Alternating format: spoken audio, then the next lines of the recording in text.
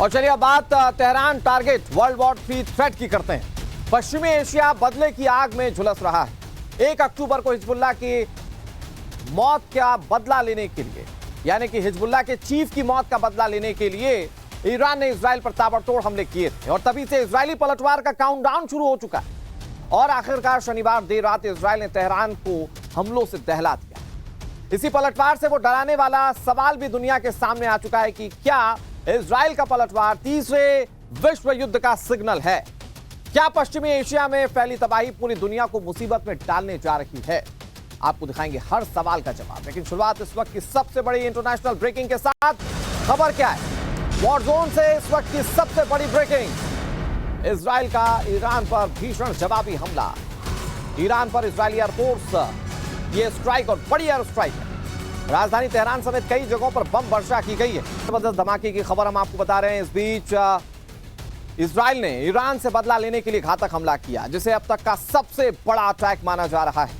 इसकी पूरी डिटेल आपको ग्राफिक्स के जरिए बताते हैं। दरअसल इजरायली सेना की ईरान पर यह अब तक की सबसे बड़ी स्ट्राइक है। तेहरान और करज ये 2 ऐसे इलाके हैं जिसे टारगेट किया गया था और एक साथ अटैक करके 100 से ज्यादा लड़ाकू विमान भेजे गए थे। हमले में F-35 फाइटर जेट का इस्तेमाल किया गया था। आईडीएफ ने एक साथ 20 ठिकानों पर बमबारी की थी।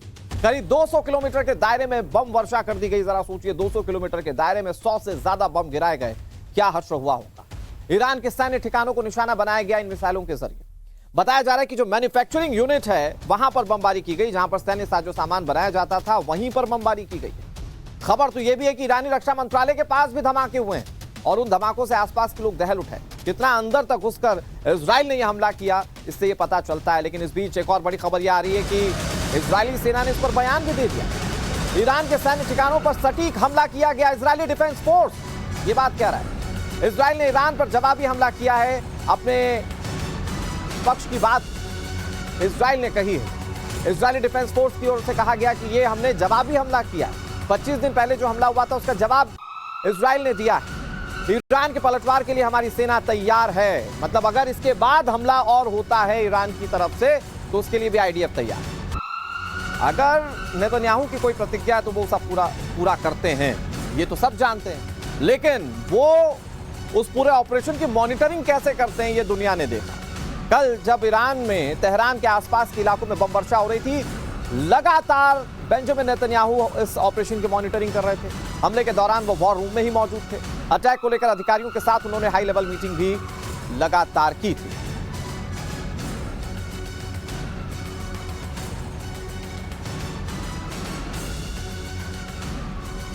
ये बेंजामिन नेतन्याहू को आप देख रहे हैं, जिन्होंने अपने वरिष्ठ अधिकारियों के साथ इस पूरे ऑपरेशन का जायजा लिया। लेकिन सवाल यह है कि ये जंग किस दिशा में जाएगी। 2 मोर्चे पर पहले इजराइल जंग लड़ रहा है, अब ईरान से सीधी टक्कर क्या होने जा रहा है, इस पर बातचीत करने के लिए कई सारे मेहमान जुड़ गए हमारे साथ। एयर कमोडोर अश्विंदर सिंह बहल जुड़ गए बतौर डिफेंस एक्सपर्ट और हमारे साथ major general retired Sanjay Meston जुड़ गए बतौर डिफेंस एक्सपर्ट। दोनों मेहमानों का बहुत बहुत स्वागत। अश्विंदर सर, मैं शुरुआत आप ही से करता हूं। इजराइल ने जवाब दे दिया, आईडीएफ कह रहा है कि हमें जवाब देना था, हमने जवाब दे दिया। लेकिन आने वाले वक्त में इन दोनों देशों के बीच की इक्वेशन आप कैसे देखते हैं? क्या ये जंग भीषण होने जा रही है? देखिए, बहुत ही अच्छा प्रश्न है। सबसे पहले बात है कि जो इजराइल कहता है वो करता है, उन्होंने कर दिया है। लेकिन अगर आप पूरी बात को देखें तो जो अमेरिका का प्रेशर रहा है प्रोपोर्शनेट अटैक के लिए और न्यूक्लियर साइट्स और साथ में जो एनर्जी की साइट्स है, ऑयल रिफाइनरीज और ऑयल साइट्स को अटैक ना किया जाए, तो उन्होंने नहीं किया अटैक उसके ऊपर। और अटैक किया है तो मिसाइल साइट्स के ऊपर किया है, वेपन डिपोज के ऊपर किया है, आईआरजीसी हेडक्वार्टर्स, रक्षा मंत्रालय और जो military target systems basis, naval basis है, उन पे अटैक किया गया, चाहे वो 20 जगह पे लोकेटेड थे। ये मैसेज था कि आपने हमको हमला किया तो हम भी आपके ऊपर हमला करेंगे। लेकिन हमला मेजर्ड था, प्रोपोर्शनेट था, आउट ऑफ प्रोपोर्शन नहीं था। अब वो ये ईरान को बोल रहे हैं कि अगर इसके आगे कुछ भी एस्केलेशन होता है वो आपकी रिस्पॉन्सिबिलिटी। अभी तक जानकारी नहीं मिल पाई है कि वहां पर नुकसान कितना हुआ है, जब तक इस पर ईरान कोई अपना क्लियरिफिकेशन नहीं देता। इधर इजराइल ने ईरान के तेहरान और करज इलाकों में अटैक किया है। सीरिया के दक्षिण और मध्य इलाकों में भी सैन्य ठिकानों पर अटैक किया गया है। आपको बता दें, सैन्य ठिकानों पर अटैक किया गया और ये जो सैन्य ठिकानों पर अटैक किया गया है वो मैं आपको तस्वीरें दिखाने की कोशिश कर रहा हूं। मेरे ठीक पीछे आप ये तस्वीरें देख रहे हैं, कौन कौन से इलाके जो टारगेटेड रहे। ये ईरान के तेहरान और करज।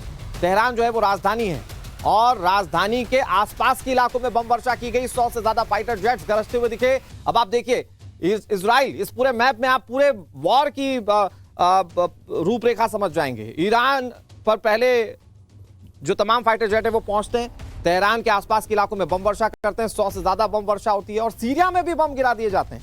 तो ये दो इलाके टारगेटेड रहे और अब सवाल ये कि यहां पर कैसे जवाब दिया जाता है।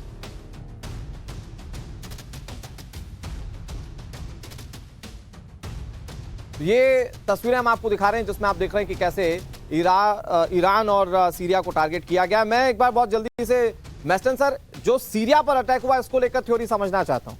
क्या इजराइल की सोच है कि जितने दुश्मन है सबको एक साथ मैसेज दे दिया जाए, सबको एक साथ निपटाया जाए, या कोई और स्ट्रेटेजिक थिंकिंग इसके पीछे आप सोच पा रहे हैं या समझ पा रहे हैं इजराइल की?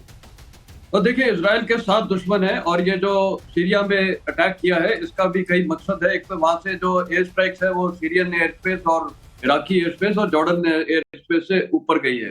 तो जाहिर है कि देखिए, जॉर्डन ने तो कुछ करना नहीं था। सीरिया और इराक की जो एयर स्पेस है, साफ जाहिर है कि वहाँ एयर डिफेंस सिस्टम उनके पास एक्चुअली मैं बोलूंगा मोटे तौर पे है ही नहीं, और अगर है भी तो इनइफेक्टिव है, क्योंकि ये F-35 वहां से ऊपर उड़ान भर के गए हैं और वो उनकी इफेक्टिवनेस नहीं थी।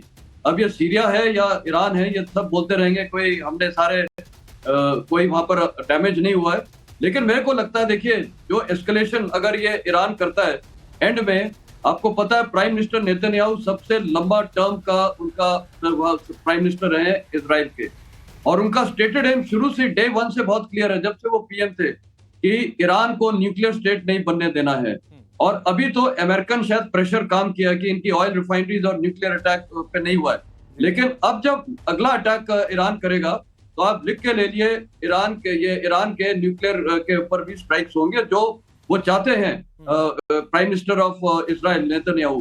तो ईरान पूरी तरह से भड़का हुआ है और कभी भी इजराइल से इस हमले का बदला ले सकता है, इस बात की आशंका जाहिर की जा रही है। लेकिन अगर ऐसा हुआ तो किसके पास कितनी ताकत है? इजराइल और ईरान के बीच सीधी जंग होना लगभग तय मानी जा रही है। तो कौन किस पर भारी पड़ जाएगा? मैं जरा आपको कुछ आंकड़े इसके बताने की कोशिश करता हूं, ग्राफिक्स के जरिए समझिए कि ये क्या हो सकता है। देखिए, दरअसल अगर इजराइल की बात की जाए तो जो सैनिक हैं, एक्टिव सैनिक हैं, 1,73,000 एक्टिव सैनिक है। ईरान की बात की जाए तो 5,75,000 एक्टिव सैनिक हैं। इसी तरह से अगर एयरक्राफ्ट की बात की जाए, इजराइल के पास 600 से ज्यादा एयरक्राफ्ट हैं और इस मामले में ईरान पीछे 500 प्लस एयरक्राफ्ट ही उसके पास हैं। अगर लड़ाकू विमानों की बात की जाए, इजराइल के पास 250 से ज्यादा फाइटर प्लेन्स हैं, ईरान के पास 180 फाइटर प्लेन्स हैं या उससे ज्यादा फाइटर प्लेन्स हैं। इजराइल की ताकत अगर प्लेन कैटेगरी में की जाए तो F-35 जिससे कल हमला किया गया, F-16 उसकी ताकत है जो अमेरिका से उसे मिला है। इसके अलावा F-14 और SU मतलब सुखोई 16 ये ईरान की ताकत है। अगर इजराइल की बात की जाए तो 50 प्लस हेलीकॉप्टर उसके हैं जो फाइटर हेलीकॉप्टर्स हैं, और अगर इसी तरह से ईरान की बात की जाए तो 15 लड़ाकू हेलीकॉप्टर उसके पास मौजूद हैं। तो ये दोनों देशों की ताकत है और अगर आमने सामने आते हैं तो कौन किस पर भारी पड़ेगा? नंबर्स के हिसाब से देखें, डिफेंस ताकत के हिसाब से देखें तो इजराइल भारी पड़ता हुआ दिखता है, लेकिन ईरान के साथ अपना एक पूरा वर्ल्ड ऑर्डर है, उसकी अपनी मित्रता कई देशों के साथ है। तो ऐसे में क्या ये सिर्फ 2 देशों के बीच की जंग रह जाएगी? क्योंकि दूसरी तरफ अगर इजराइल की तरफ देखें तो उसके साथ अमेरिका जैसा एक पावरफुल मुल्क खड़ा है, तो वहां पर क्या होने कर दिए हैं? ईरान आने जाने वाली फ्लाइट्स को कैंसिल कर रहा है। ईरान के इमाम खामनेई एयरपोर्ट की तस्वीरें सामने आई और कैसे सन्नाटा पसरा हुआ है उस एयरपोर्ट पर, वो तस्वीरों के जरिए हम आपको दिखाएंगे। कितना हिस्सा है जहां पर एरोस्पेस को बंद कर दिया गया है, ये तस्वीर हम आपको दिखा रहे हैं। और देखिए, खबर तो ये भी है कि ईरान के साथ साथ इराक ने भी अपने कुछ एयर स्पेस को बंद किया है। तो ऐसे में डर है कि हमला कहीं से भी और कभी भी हो सकता है। एक तस्वीर वो भी आपको दिखाएंगे जब इमाम खामनेई